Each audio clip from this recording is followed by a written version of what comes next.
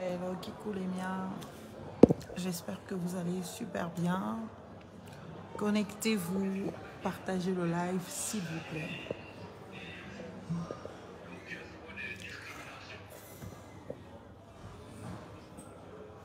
Tu vois les aléas du direct dans mon sac ou l'ordinateur, je vais poser dessus dans mon ordinateur. Hello Kikou les miens, hello Kikou mes chers compatriotes, j'espère que vous allez bien. J'ai été sollicitée par des... Je suis en direct. Donne-moi un livre aussi, je vais mettre ça dessus. Partagez le live s'il vous plaît. Partagez le live s'il vous plaît. Partagez, mettez le cœur. Partagez, mettez le cœur.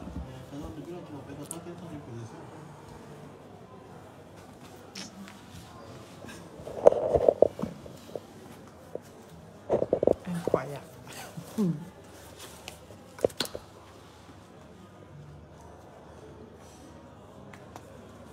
Mais tu peux pas d'abord déposer le téléphone et me prendre ma chose. Aka.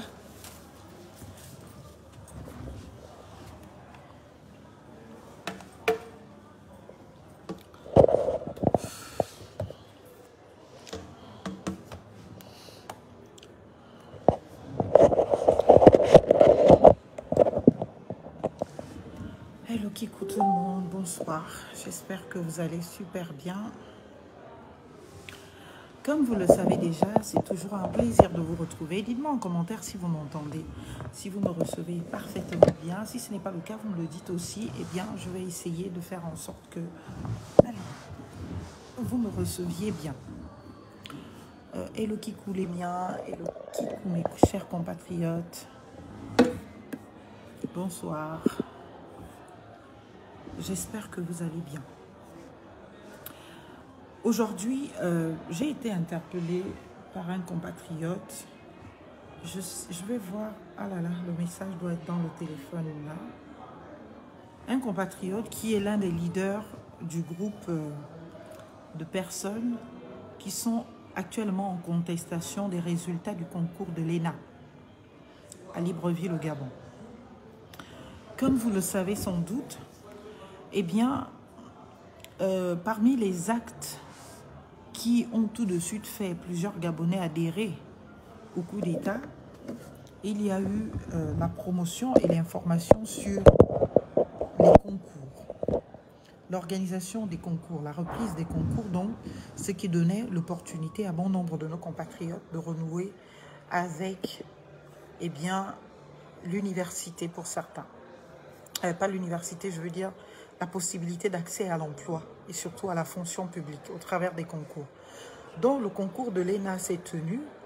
Après ce concours, nos compatriotes attendaient les résultats. Si je m'en tiens au fait rappelé par le compatriote qui m'a écrit un long commentaire, un long texte en inbox, eh bien le concours a été organisé avec une liste de candidats déterminés. Après que le concours ait été organisé, partagez le live, mettez les cœurs. Le concours a été organisé eh bien, par une liste de candidats publiés. Parce que vous savez qu'il y a des conditions d'admissibilité, donc il faut nécessairement, après avoir retenu les candidatures, publier les différents candidats. Le concours s'est passé dans sa première phase. Après que la première phase du concours eh bien, se soit déroulée, il y a eu les premiers résultats. Et ces premiers résultats doivent constater de l'admissibilité ou non, ou de l'ajournement des candidats. Plusieurs candidats ont donc été admissibles et bien d'autres ont été ajournés. Tout aussi, les listes ont été publiées pour annoncer les candidats retenus admissibles. Donc, les candidats admissibles devaient passer d'autres examens, je suppose des oraux, au sortir desquels il devait y avoir encore et bien évidemment des résultats.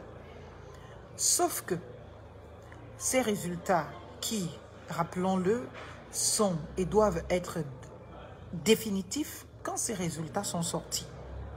Malheureusement, eh bien, on retrouve dans ces résultats les candidats qui avaient été ajournés au premier tour qui se retrouvent à la fin de la course, eh bien, admis.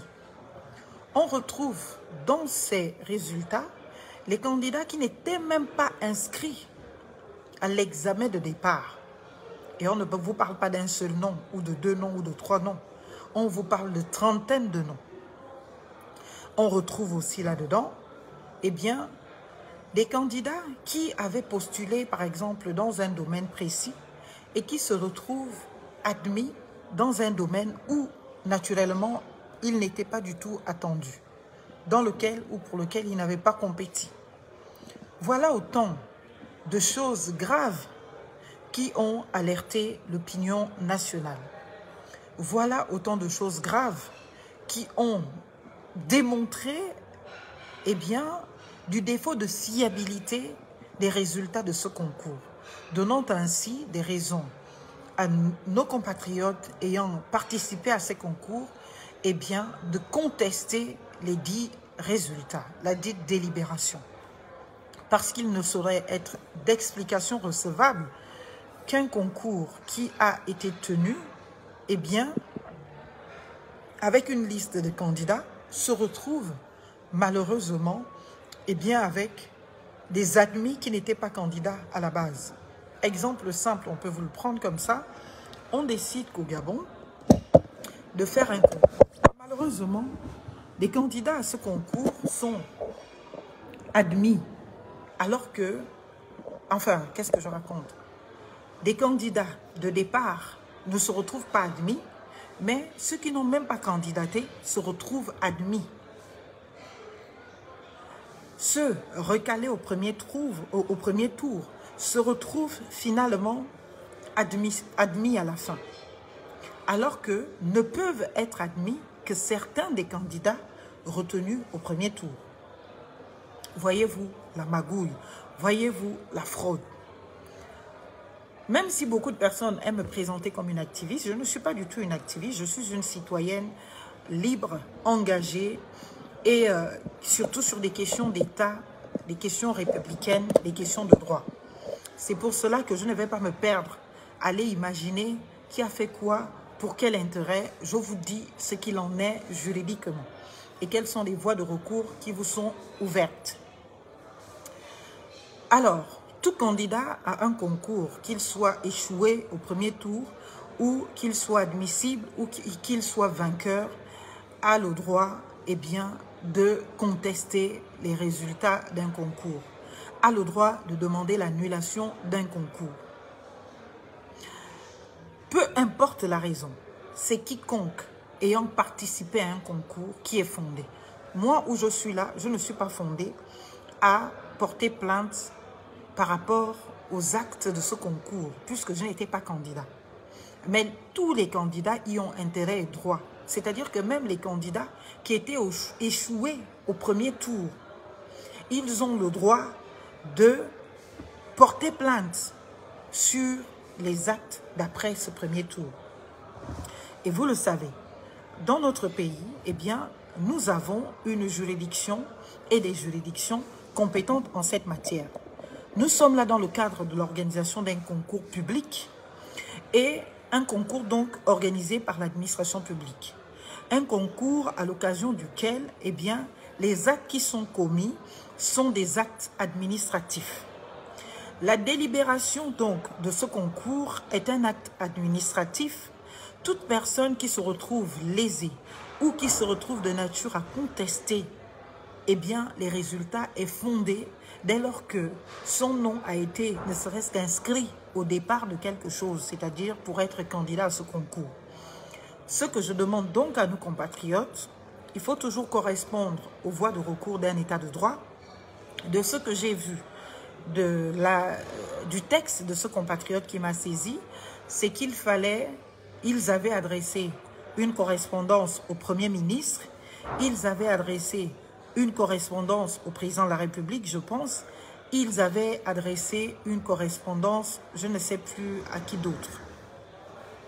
Je voudrais tout simplement vous dire que c'est pour cela que je me bats pour la citoyenneté. Et c'est pour cela que chaque jour, je veux que l'on vous reconnaisse votre citoyenneté et qu'elle soit établie.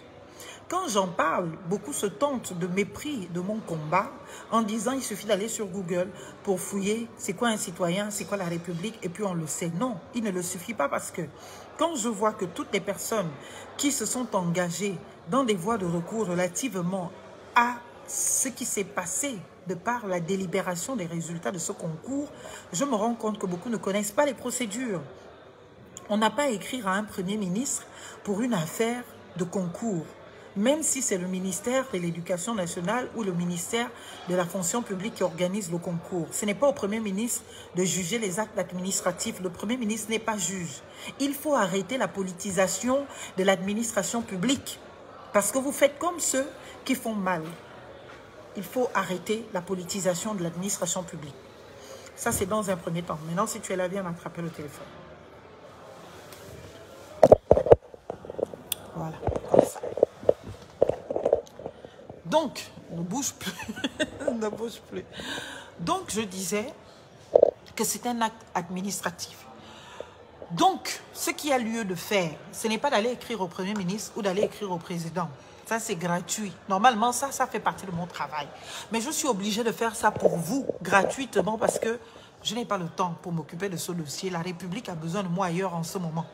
Donc, je vous dis, la personne chez qui vous devez faire le recours, c'est auprès de l'institution du Conseil d'État, qui est le seul juge compétent en premier et dernier ressort. C'est-à-dire que vous n'avez même pas besoin d'aller au tribunal administratif. Vous allez perdre du temps là-bas pour rien. Ce n'est pas le tribunal administratif, c'est direct le Conseil d'État parce que c'est un concours public.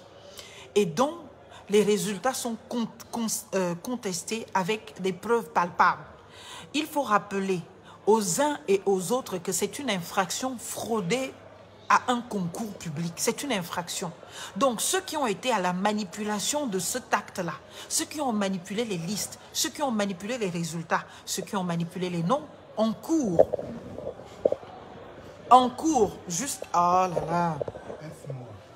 Encourent jusqu'à 3 ans d'emprisonnement ferme. Je ne parle même pas des amendes. 3 ans de souvenir, c'est 3 ans d'emprisonnement ferme. Donc, quiconque a participé à cette manipulation doit payer. Je dis bien doit payer. Il ne sert à rien d'aller voir le Premier ministre, le président de la transition, à gauche, à droite. Ça ne sert à rien. Vous voulez enfin que le droit soit dit. Vous avez de quoi. Prenez un conseil juridique ou prenez un avocat. Et puis, il va vous rédiger une plainte sérieuse. Vous faites les constats d'huissier de tous les papiers qui circulent sur Internet, là. C'est-à-dire les listes officielles de l'appel à participation à l'examen, donc des candidats de départ. Des listes officielles des candidats admissibles et des listes officielles des candidats finalement retenus, admis au concours. Dès lors qu'il y a ces contradictions, vous faites constater par un huissier. Et les transcriptions de cet huissier, oh là là, vont vous servir. Les transcriptions de cet huissier vont vous servir pour porter plainte devant le Conseil d'État. C'est le Conseil d'État qui est juge de premier ressort et de dernier ressort pour cet acte-là. Et vous exercez à ce Conseil d'État un recours pour excès de pouvoir. Retenez bien, recours pour excès de pouvoir. Parce que oui, c'est de cela dont il est question. Parce qu'il n'est pas dans les prérogatives des organisateurs d'un concours d'ajouter les noms qui n'étaient pas compétiteurs au départ, d'ajouter les noms qui n'étaient pas inscrits dans une discipline, dans l'admission à une autre discipline. Éventuellement, de faire donc échouer peut-être les personnes qui méritaient. Parce que s'ils ont été capables d'ajouter les noms qui n'étaient pas compétiteurs, à la fin, ça veut dire qu'ils ont aussi été capables d'ignorer vos noms à vous qui auriez pu gagner les élections, le concours, parce qu'il fallait trouver des places à leurs parents, à leurs coquins, à leurs copains, à leurs consanguins. Peuple gabonais, vous allez me détester autant de fois que vous voulez. Je vous ai dit, je suis consciente d'une chose. La résistance au changement est la preuve que le changement est en marche. Ce que j'incarne, c'est la République. La République qui fonctionne, l'état de droit. Un état dans lequel chacun est à sa place et chacun fait son travail. Toutes les fois que vous allez être complaisant d'avec ces choses, quand on vous parle de République, quand on vous parle de référendum, vous partez l'assimiler à Oligui, vous partez l'assimiler aux autorités actuelles, vous allez toujours enrichir, entretenir les comportements tels que ceux que vous décriez aujourd'hui. Ce n'est que dans un état de droit que ce genre de choses sont quasiment impossibles. Parce que même s'il y a des petites fraudes, même s'il y a une petite idée de favoritisme dans toutes les jurisprudences françaises que j'ai lues, on n'a jamais entendu une histoire comme celle que vous dites. Ce qu'on a déjà entendu, c'est peut-être que quelqu'un de l'administration a partagé un sujet à un candidat, a essayé de favoriser. Mais dire que quelqu'un n'est même pas inscrit au concours, il se retrouve admis. Quelqu'un qui n'était même pas admissible au concours, il se retrouve admis. Comment c'est possible? Est-ce que vous pensez qu'on peut faire pire? Pire dans ce pays. Rien ne surprend au Gabon. Aujourd'hui, un peu plus chaque jour, on se rend compte de la nécessité de l'état de droit, de faire la République.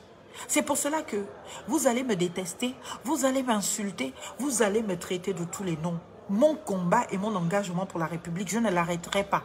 Parce que tant que la République ne sera pas effective, les comportements que vous dénoncez, parce que ça vous touche personnellement aujourd'hui, parce que vous êtes préjudiciable, vous êtes préjudicié, et cela vous est préjudiciable. C'est ce qui se passe dans tout le Gabon, à chaque échelon, à chaque niveau. Voyez-vous la nécessité de faire l'état de droit et la nécessité de ne pas être complaisant avec des sujets d'une telle nature. Peuple gabonais, nous n'obtiendrons vérité, responsabilité, dignité que parce qu'on a décidé de correspondre à l'ordre public. Et l'ordre public en question, c'est l'ordre public gabonais. Il faut connaître les textes de la République gabonaise. Quiconque, c'est écrit, quiconque fraude, c'est-à-dire que ce soit l'administration, que ce soit le candidat, est passible d'emprisonnement et d'amendes lourdes. Et il y a même d'autres condamnations pour l'agent public qui s'est immiscé dans ce genre de choses. Il est radié absolument de la fonction publique. Il n'y a pas à dire qu'on va le suspendre. C'est la radiation totale avec toutes les conséquences de droit qui vont avec, les poursuites pénales, l'emprisonnement. Tant qu'on ne sera pas en capacité de mettre quelqu'un qui est venu mettre le nom de son frère ou de sa sœur dans une liste où cette personne n'était pas concernée, où cette personne ne méritait pas, on ne sera pas capable non seulement de radier la personne de la fonction publique, mais aussi d'emprisonner la personne. On ne pourra que continuer à applaudir, oye oye soutien, et on ne sera jamais une république. Et ce sera toujours la République des plus forts, la République de ceux qui ont des gens devant et la République, bien évidemment, de ceux qui ont les armes. Nous voulons faire la République. Et faire la République, c'est rester conforme à la promesse républicaine de l'égalité de tous devant la loi, l'égalité de tous devant les actes administratifs, l'égalité de tous devant l'administration publique. Il ne saurait donc y avoir nulle autre distinction, nulle autre discrimination que le mérite. C'est le mérite qui doit nous distinguer entre citoyens. C'est le mérite qui doit faire la différence. Tu fais un concours, tu es méritant, tu as bien travaillé. Il faut que ce mérite soit reconnu.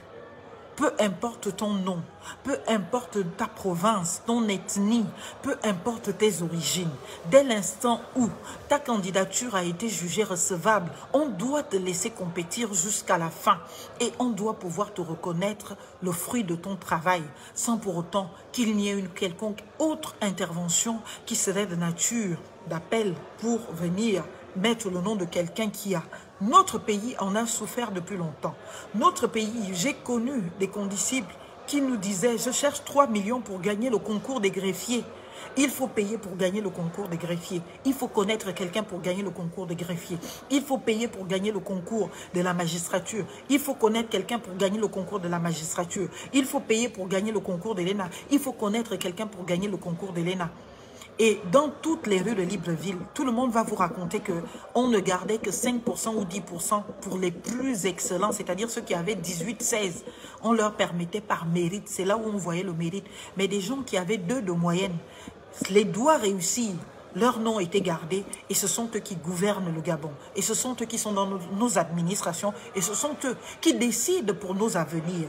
Toutes les fois qu'on sera de complaisance avec le non-droit, avec les comportements qui sont de nature à porter atteinte à la République, eh bien on n'aura que ce que nous vivons aujourd'hui, c'est-à-dire la République au sous-sol. Je répète et je termine en disant, peuple gabonais, chers compatriotes, vous tous qui avez été candidats à cette élection, que vous ayez échoué au premier tour, que vous ayez échoué au deuxième tour, que vous ayez gagné ce concours, vous êtes fondés, même seul, vous n'êtes pas obligé d'être en groupe, même seul, un seul candidat qui a échoué au premier tour.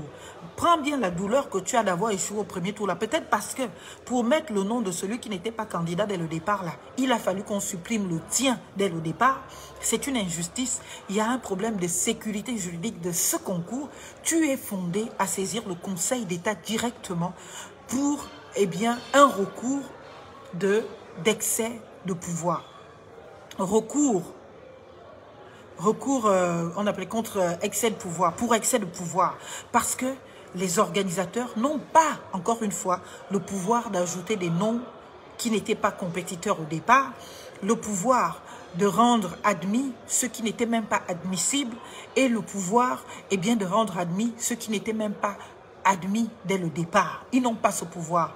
Donc, ils ont abusé de leur pouvoir. Ils ont outrepassé leur pouvoir et donc il faut porter plainte pour excès de pouvoir. Et ils vont répondre de leurs actes, répondre pour cet excès de pouvoir et répondre justement pour la fraude ainsi occasionnée dans l'exercice de leur excès de pouvoir. Et nous tous, nous allons veiller, et vous aussi, vous devez veiller à ce que justice soit faite. Donc, vous demandez l'annulation de ce concours, parce que c'est un concours qui ne peut plus être considéré. Parce que, dès lors qu'on a constaté de telles violations, même si c'était qu'un seul nom qui a été ajouté, on ne peut pas parler de l'oubli. On ne peut pas parler d'une erreur matérielle, machin et tout. C'est faux. Ça veut dire que ce concours n'est plus fiable. Ce concours est vicié. Ça veut dire que ceux qui sont retenus gagnants à la fin sont peut-être les échoués de première et qu'on vous impose. Et ce sont eux qui vont gouverner le pays demain et ce sont eux qui vont tenir l'administration publique demain. Ce sont eux qui vont prendre des décisions qui engagent nos vies et la vie de nos enfants. Il faut arrêter avec la promotion de la médiocrité. À bas la médiocrité, à bas l'incompétence, à bas l'ignorance, à bas la foufocratie. Il faut et il est besoin que l'on fasse aujourd'hui la République. La République a besoin de nous. La République a besoin de ses enfants. La République a besoin de nous voir établis enfin dans le sens de l'observation des règles. L'organisation d'un concours est encadrée.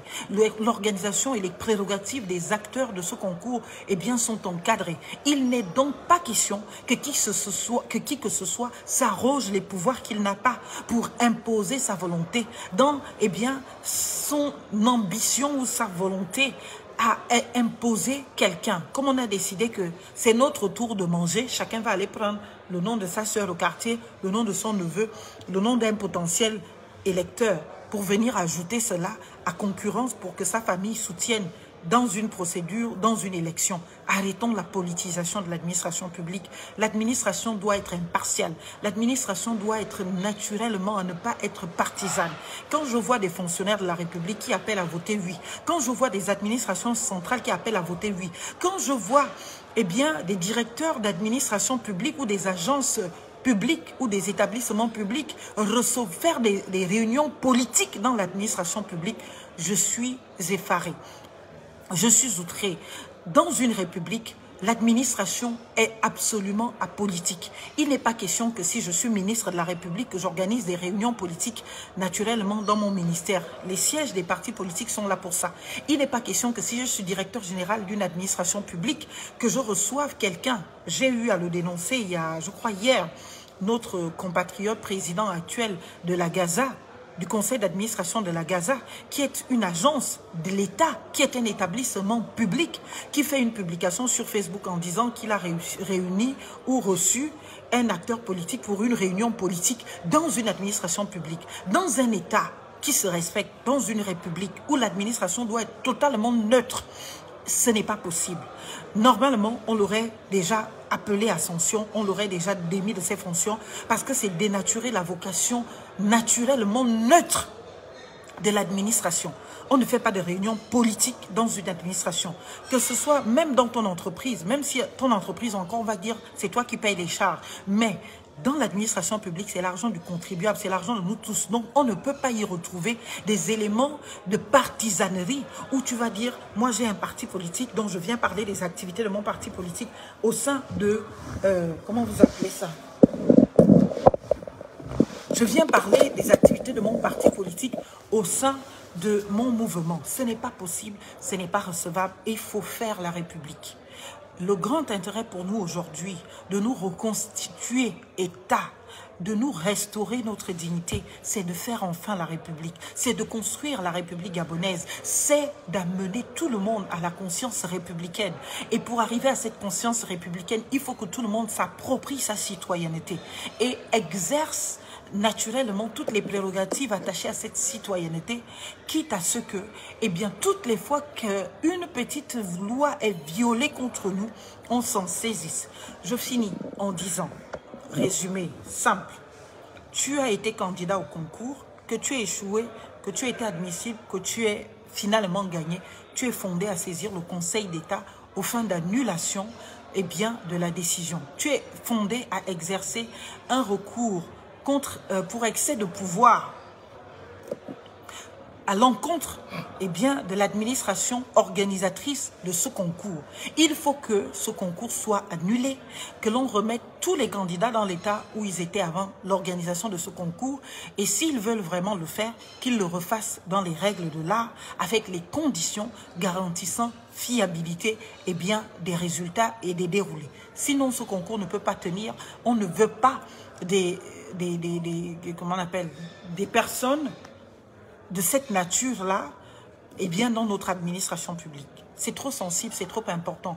Quand on parle de l'ENA, ce n'est pas n'importe quoi. Ça devrait être la crème de la crème de cadre dans notre pays. Et aujourd'hui, il faut absolument arrêter la complaisance avec l'incompétence, la complaisance avec la médiocrité.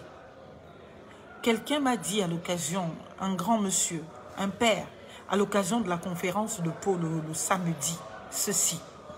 Mais Maître Essola, vous dites que c'est anti-liberté et droits fondamentaux de dire qu'au Gabon, les étrangers ne peuvent plus avoir des terrains. Mais le Cameroun le fait. Et naturellement, la Guinée équatoriale. Pourquoi ces pays n'ont jamais été suspendus?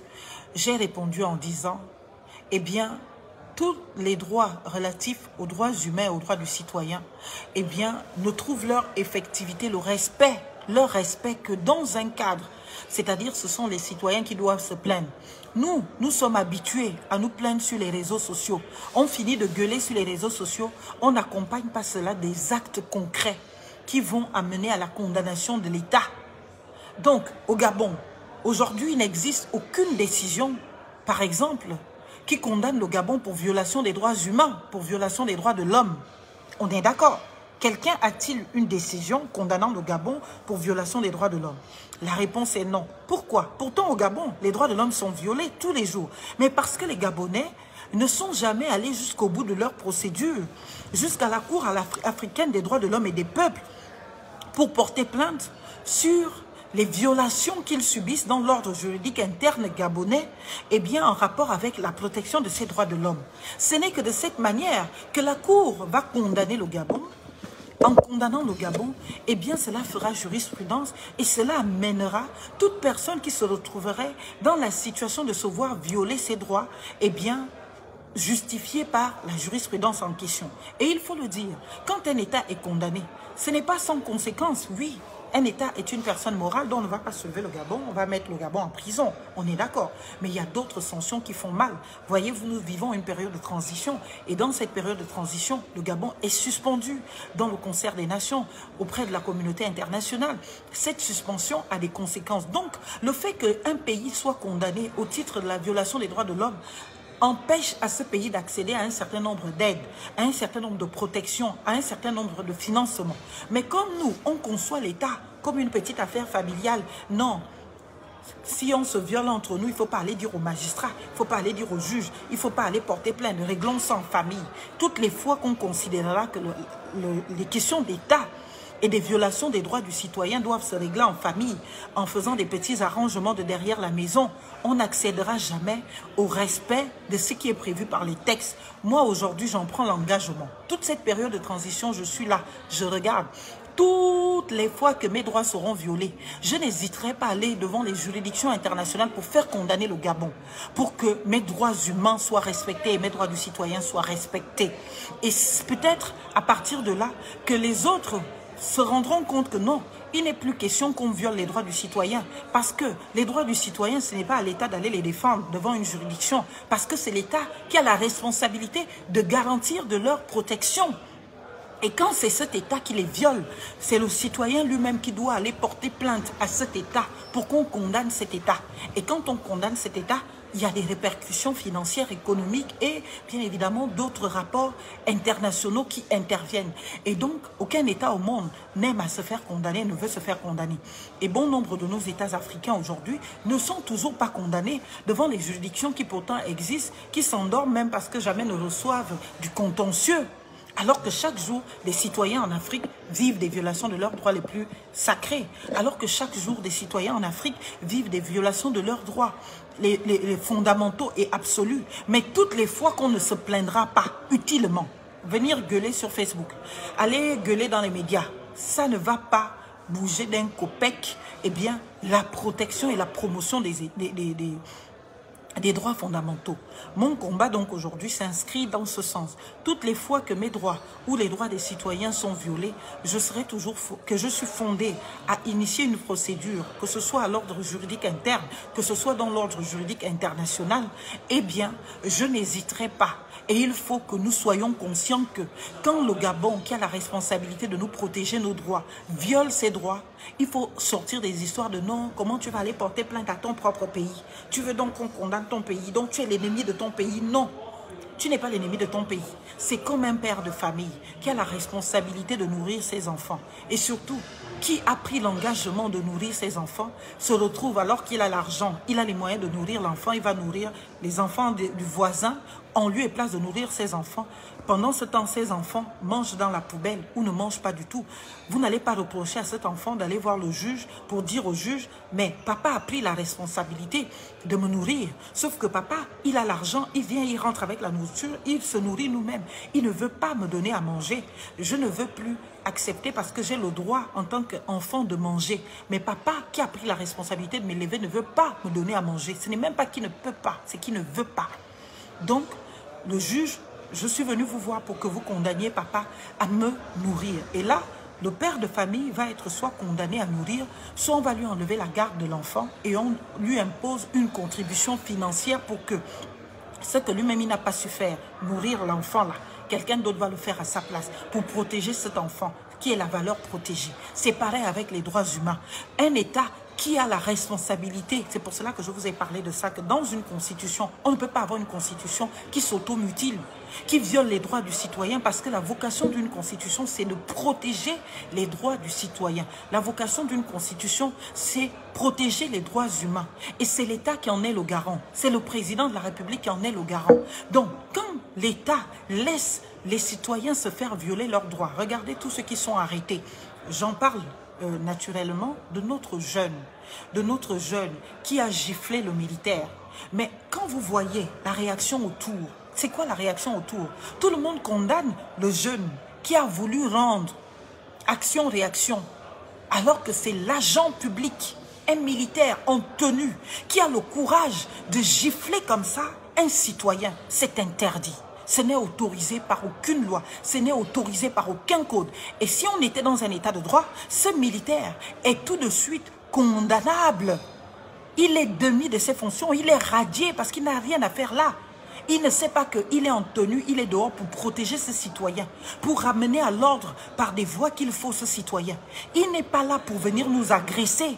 C'est-à-dire que je ne sais pas ce qui se passe dans la tête de certains militaires. C'est comme si ces militaires pensent qu'ils ont le droit de vie, de mort sur nous. Non, ils n'en ont pas le droit. Ils ont prêté serment pour nous protéger, pour nous sauver et pour nous sauvegarder. Ce n'est pas pour nous violer, ce n'est pas pour nous agresser. Donc, un militaire ne peut pas gifler quelqu'un, porter atteinte, infliger des coups et blessures volontaires, et publiquement. C'est de dire l'état de conscience citoyenne, républicaine, institutionnelle de notre peuple. Il suffit de voir cette vidéo. Au lieu que la clameur publique soit de condamnation aux militaires, tout le monde condamnait le jeune. C'est dire que ces citoyens, ils vivent là, ils ne connaissent pas leurs droits. Ils ne savent pas qu'ils ont le droit au respect de leur intégrité physique. Ils ont le droit au respect de leur vie. Que quiconque ne peut pas venir les gifler, même pas un agent. Peu importe les mots qui ont été échangés. Un agent ne peut pas se faire justice lui-même. S'il estime que l'enfant ou le jeune lui a manqué de respect, un manque de respect n'est pas caractérisant ou constitutif d'infraction. Maintenant, si l'enfant a commis un outrage, ben les outrages se font constater. Tu fais le constat et là, le jeune, il est poursuivi. Vous pouvez l'interpeller, l'amener dans un commissariat pour qu'il réponde de ses actes. Pas en le maltraitant, pas en l'humiliant, pas en l'agressant. Et la charte de la transition est claire. C'est écrit, c'est la charte de la transition qui nous conduit. Aucun Gabonais ne peut subir des humiliations, des traitements inhumains et dégradants. Même en état d'arrestation. Visiblement, il n'était pas en état d'arrestation. Mais si on met même en état d'arrestation, c'est-à-dire que même dans cette condition extrême, on doit pouvoir respecter ta dignité humaine, on doit pouvoir respecter ton intégrité physique, on doit pouvoir te respecter. On ne peut pas porter atteinte à ton honneur, à ta dignité, on ne peut pas t'humilier, même en état d'arrestation. C'est écrit dans la charte de la transition. Donc, arrêtez de croire ceux qui vous disent que comme on est en transition, c'est exceptionnel, les militaires ont le droit de vie et de mort sur nous. Les militaires ont le droit de faire ce qu'ils veulent. C'est faux. On est conduit par une charte. C'est cette charte qui a été soumise dans toute la communauté internationale. C'est au nom de cette charte que M. Brice Clotaire Oligui Nguema a le droit de se pavaner dans le monde entier parce qu'il a donné des garanties de ce que je mène une transition dans laquelle tous ces droits sont respectés. Donc, quand ces droits ne sont pas respectés, il faut vous en prévaloir. Il faut aller devant les juridictions compétentes. Il faut aller porter plainte. Il faut que vous ayez cette culture et que ça ne se constitue pas ou ça ne fait pas de vous des ennemis du Gabon. Au contraire, quand ton père n'assume pas sa responsabilité et que tu vas te plaindre en justice, ça ne veut pas dire que tu deviens l'ennemi du Gabon. Ça veut tout simplement dire que tu veux que ton père se comporte comme un digne père de famille. Tu veux donc du bien de ton père. Tu ne veux pas que ton père se comporte en indigne. Et c'est ce que vous faites quand vous portez plainte contre le Gabon. C'est-à-dire que vous voulez que le Gabon se porte bien, qu'il se comporte en digne. Et si ce sont les gens à la tête du Gabon qui sont le problème, eh bien on les évince. On met des gens en capacité d'incarner la République, d'incarner l'état de droit et de faire en sorte que cet état de droit soit. Peuple gabonais, il est temps que nous arrêtions, que nous fassions tomber le mur de la médiocrité. La complaisance avec la médiocrité, l'incompétence. Il est temps d'enfin faire la République. C'est l'opportunité que cette transition nous a donnée. Alors quand je vois certains se fondre encore dans des comportements que beaucoup ont décriés hier, partout où c'était possible, je me dis, mon Dieu, il y en a beaucoup qui n'ont pas compris l'enjeu principal de cette transition. Il y a ceux qui parlent. Il y a ceux qui matérialisent. Les militaires ont parlé. Ils ont dit la restauration des institutions. Ça doit vous parler à vous tous. Mais c'est à chacun de vous de concourir à cette restauration des institutions. Et cette restauration ne peut pas passer sans notre engagement à faire enfin appliquer la République, les lois de la République. Notre République est en transition. Et cette transition est organisée par la charte de la transition. Et nous devons de respecter cette charte de la transition. Quiconque porte atteinte aux dispositions de cette charte doit être poursuivi et répondre de ses actes. Peuple gabonais, notre essor vers la félicité, comme vous aimez bien les slogans, ne pourra jamais se faire sans la pleine conscience de ce qu'est la citoyenneté et de tout ce que cela, j'ai envie de dire, engage. La pleine conscience de notre citoyenneté. Quand j'en parle tous les jours, beaucoup pensent que c'est une vue de l'esprit. J'ai envie de me faire voir, j'ai envie de montrer que je connais. De toute façon, tout le monde peut trouver ça sur Google. Mais regardez la réaction du peuple gabonais. Un militaire en tenue qui se met à gifler, qui se met à agresser un civil. Peu importe la raison, il n'y a pas de mobile à cela. Et qu'est-ce que l'on voit? La clameur publique qui applaudit le militaire et qui condamne tout de suite le jeune. Ça veut dire que personne n'est en sécurité nulle part face aux militaires. Les militaires peuvent te tuer, c'est le peuple qui va applaudir. Alors que la responsabilité de nos militaires, ce n'est pas de nous tuer, c'est de nous protéger, c'est de préserver notre intégrité physique, c'est de protéger nos vies. C'est pour cela que je le répète toujours, quand je suis au Gabon face aux militaires, je ne me sens pas en insécurité. Je me sens en sécurité. Maintenant, si ceux que j'ai devant moi, qui, au lieu de se comporter en militaire qui me protège, qui garantissent mon intégrité physique, morale, ma sécurité, ils se comportent en tortionnaire, en criminel, ce que je n'ai plus en face de moi des militaires. Ce sont des criminels et moi je n'ai pas peur des criminels. Je n'ai pas peur des criminels. Donc, personne ne doit oublier sa responsabilité. Chacun doit respecter son champ de compétences. Et toutes les fois que les pouvoirs sont outrepassés, il faut que nous ayons le courage de le dire, de le dénoncer et d'utiliser les voies de droit qui nous sont disponibles pour pouvoir naturellement faire tomber ces violations-là. Une première condamnation, une deuxième, une troisième, les gens finiront par s'arranger. Donc on attend des condamnations pénales de tous ceux qui ont été à la manœuvre de ces tripatouillages et de cette fraude de du concours de l'ENA. On attend l'annulation de ce concours. Le concours doit être absolument annulé, c'est-à-dire que on doit remettre tout le monde comme si le concours ne s'était jamais passé.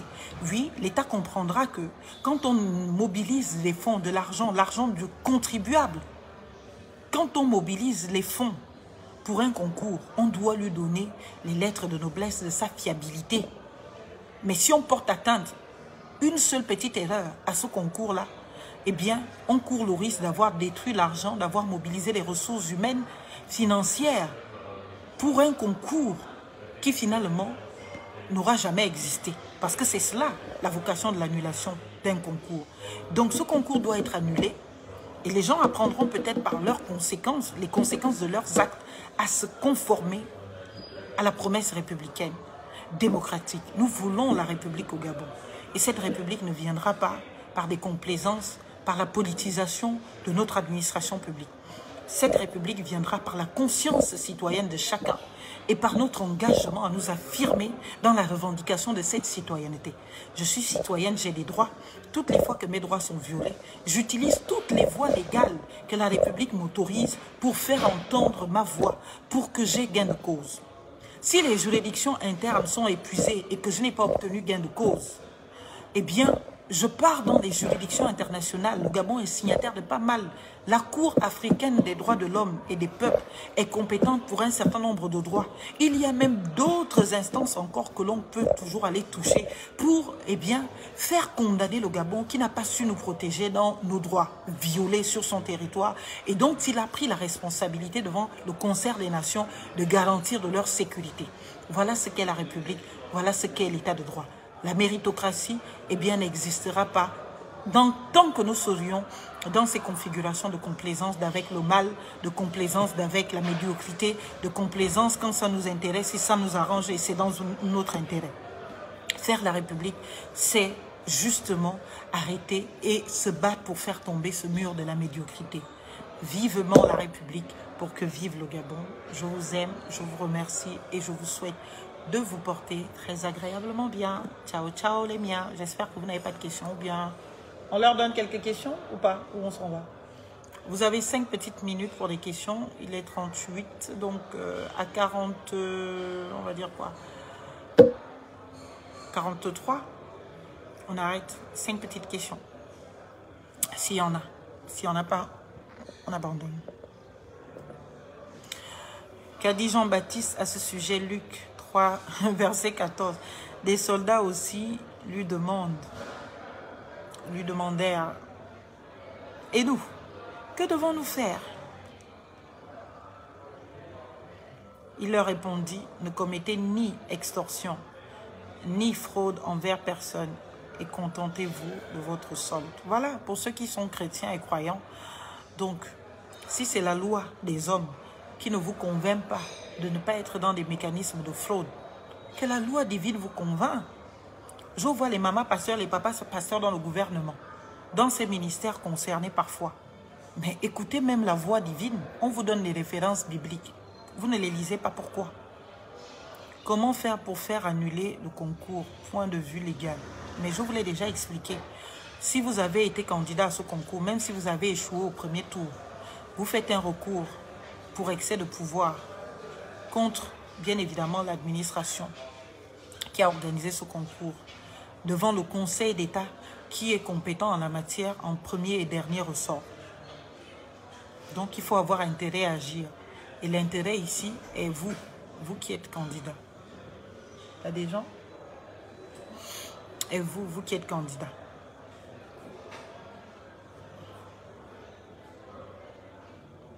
C'est bon? Donne-moi mon téléphone là. Une autre question ou pas? Ou ça va? C'est bon? Vous avez toutes les réponses. Je vous ai donné toutes les informations. Vous pouvez aller rédiger vos plaintes.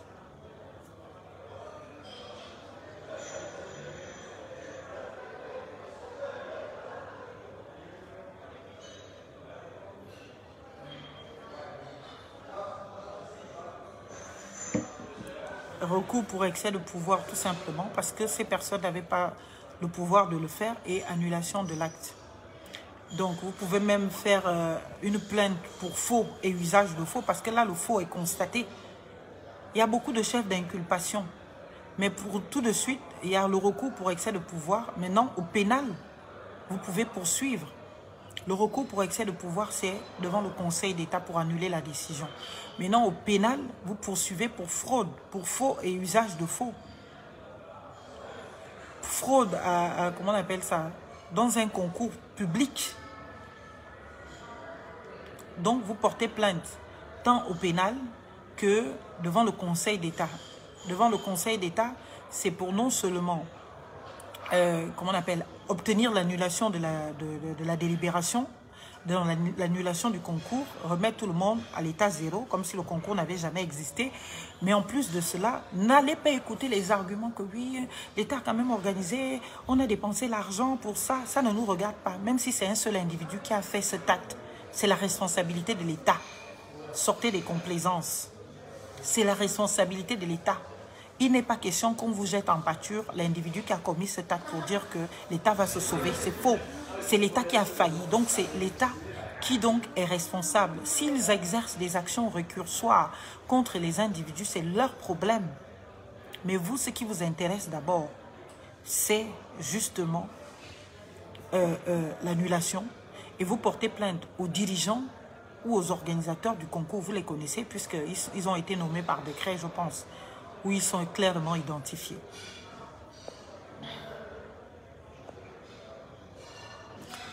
Le recours au Conseil d'État vient bien après un recours hiérarchique ou gracieux. Je vous ai dit, quand on dit qu'une administration... Là, on est en violation de la loi fraude. Il n'y a pas de recours gracieux à faire là-dedans. Il faut saisir le Conseil d'État qui agit en premier et dernier ressort. Il n'y a pas de tribunal administratif à aller voir avant. Ce n'est pas une décision qui te concerne toi individuellement, où l'on dit que bon voilà... Comme c'est une décision de commode et tout ça, tu vas faire un recours auprès de ton administration d'origine et tout ça pour voir si ça marche. Il faut aussi que je fasse le cours au cabinet sur les recours. Je ne vais pas tout vous donner aussi. Ça devient un peu trop gratuit. Je vous ai déjà dit ce qu'il faut faire. Le reste, soit vous prenez un avocat, soit vous prenez un conseil juridique, ou bien vous vous débrouillez vous-même. Vous prenez Google, vous prenez toute une journée, vous essayez de trafiquer les réponses, les compréhensions, vous rédigez, vous partez déposer. La vie aussi cadeau, c'est pas bon. Et vous demandez les dommages et intérêts pour l'argent que vous avez investi là-dedans. L'argent que vous avez investi dans la préparation de ce concours.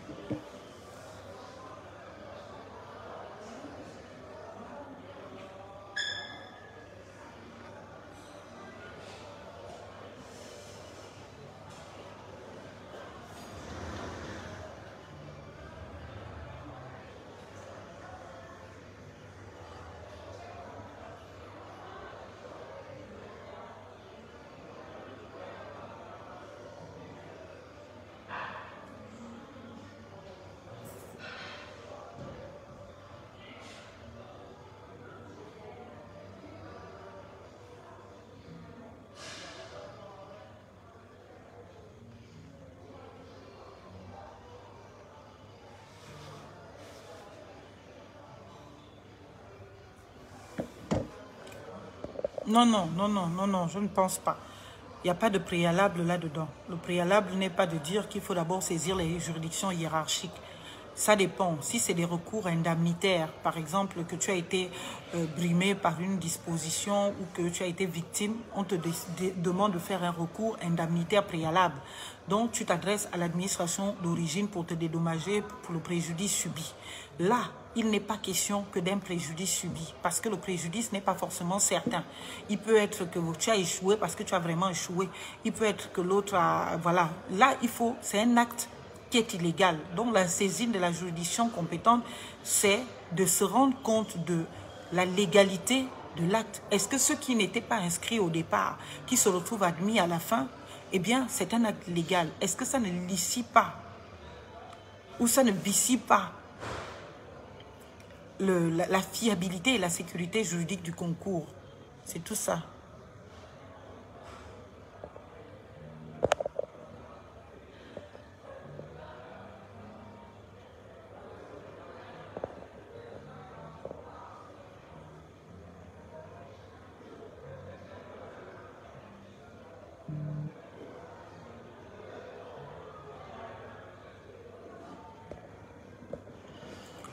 En tout cas, pour ce qui est de la question particulière des concours, c'est ce que je vous ai dit. Maintenant, pour d'autres recours, il y a des préalables qu'il faut. Maintenant, si vous voulez en savoir un peu plus, il faut... Non, le recours pour excès de pouvoir, là-dedans, le recours pour excès de pouvoir, il traite de quoi? De l'objet, l'excès de pouvoir sur quel domaine, sur quelle matière? Bon, de toute façon, comme je vous dis que j'avais déjà fini, non? Il fallait lire quelques questions.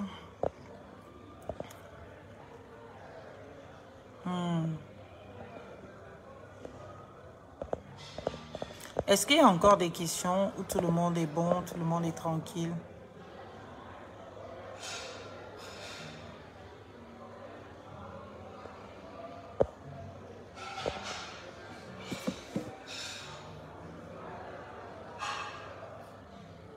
Et il faut faire attention au délai du recours. Si vous êtes encore dans les délais ou pas, je pense que vous l'êtes encore parce qu'apparemment ça a été publié récemment. Donc, il faut regarder tout ça.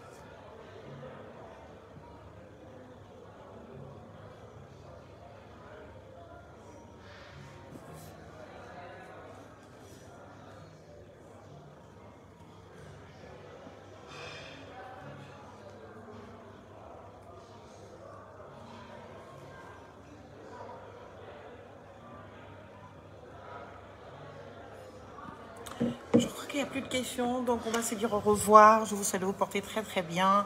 Vraiment, vous avez l'essentiel des procédures à faire. Trouvez-vous un bon conseil juridique, trouvez-vous un bon avocat ou naturellement, parfois pour obtenir gain de cause, il faut se battre un tout petit peu. Donc battez-vous, cotisez-vous 1000 francs, 1000 francs. Vous faites une cagnotte. Si c'est moi que vous voulez que je m'occupe de ça, je m'occuperai de ça, mais pas gratuitement. J'ai déjà fait ce qui est gratuit en vous donnant les grandes lignes. Maintenant, le travail méticuleux, minutieux de savoir les procédures, les règles applicables, les préalables nécessaires, etc., etc., c'est un travail pour lequel, et malheureusement, je ne peux faire gratuitement parce qu'il faut que je vive de mon métier. Donc, cotisez-vous, organisez-vous jusqu'à un résultat. Et le résultat ultime que vous devez avoir, c'est l'annulation de des résultats de ce concours, l'annulation du concours tout simplement. Mais en plus de l'annulation, la poursuite au pénal des acteurs et obtenir leur radiation de la fonction publique, parce que les personnes qui ont été de telles magouilles ne peuvent pas être à la fonction publique. Ce n'est pas possible, ce n'est pas recevable, ce n'est pas digne, et bien de la restauration des institutions. Alors vive la République, chers compatriotes, que vive le Gabon, vivement la revendication de notre citoyenneté, et cela utilement. À très bientôt, je vous aime et je vous fais de gros bisous. Mouah, ciao.